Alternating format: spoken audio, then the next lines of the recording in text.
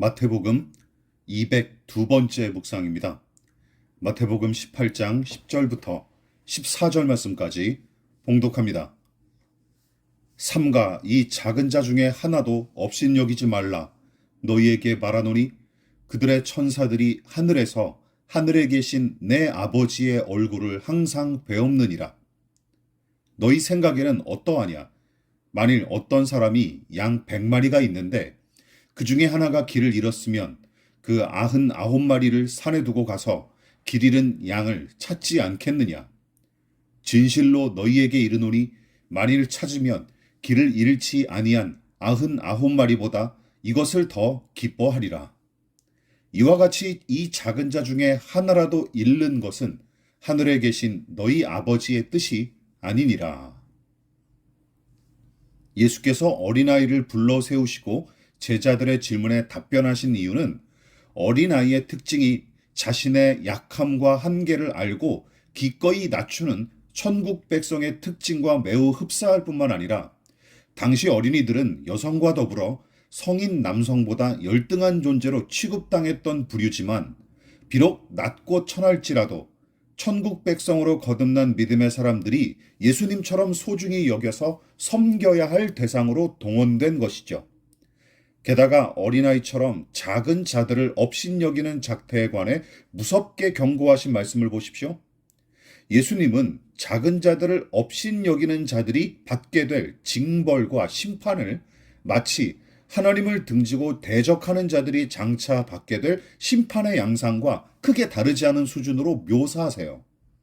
그만큼 예수께서 가난하고 연약하며 낮은 곳에 처한 사람들을 각별히 여기실 뿐만 아니라 그들에 대한 시선과 태도를 매우 중요한 사안으로 다루고 계시다는 사실을 이 구절을 통해 분명히 알 수 있습니다.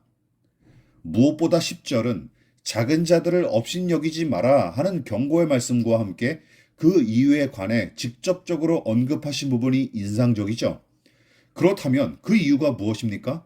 공동 번역은 10절을 하늘에 있는 그들의 천사들이 하늘에 계신 내 아버지를 항상 모시고 있다는 것을 알아두어라 하고 번역했어요. 하나님은 그 작은 자들 모두에게 당신의 천사를 붙여주신 것은 물론이고 그들을 맡은 천사들은 하늘의 하나님을 항상 섬기고 교통하기 때문이죠. 요즘은 그나마 줄어들긴 했어도 누군가 내가 대통령과 사돈의 팔촌이다 하고 떠벌리면 대개 그 사람 앞에서는 말과 행동을 조심하거나 함부로 대하기가 어려워지기 마련이죠. 마찬가지입니다.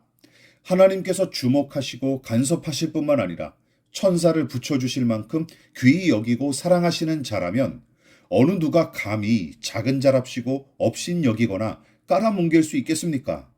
물론 그 믿음과 가치관이 결여된 게 문제죠. 예수님의 가르침은 여기서 끝나지 않습니다. 잃은 양 한 마리를 찾는 목자의 비유로 널리 알려진 이야기가 여기서 등장하죠. 울타리 안에 있는 99마리의 양이 있을지라도 잃은 양 한 마리를 찾기 위해 길을 나서는 목자. 실질적인 손익계산이나 합리성을 따지자면 목자의 이 행동은 헛짓거리처럼 보일 뿐입니다. 그런데 이 이야기를 부모와 자식의 관계로 바꿔 생각해 보십시오. 만일 100명의 자식을 둔 부모가 있다고 생각해 봅시다. 그 부모가 아이 하나를 잃어버렸다면 과연 99명의 자식이 남았다고 행복하겠습니까? 그래서 물건 하나 잃은 셈 치자며 찾아 나서기를 쉽사리 포기하겠습니까? 말도 안 되죠. 사랑으로 결속된 관계에서는 상상도 할 수 없는 일입니다. 따라서 이 비유의 목자는 자기 양들을 제 자식처럼 사랑하는 그런 사람으로 동원된 셈이고 예수님은 그 목자의 모습을 통해 작은 자들조차 끔찍이 사랑하시는 하나님을 보여주고 계신 것이죠. 하나님의 뜻, 그분이 기뻐하시는 일은 무엇입니까? 말씀하신 바와 같죠. 작은 자를 작게 여기지 않고 내 몸처럼 귀히 여기는 것. 이것이 하나님의 뜻이고 하나님이 기뻐하시는 일입니다.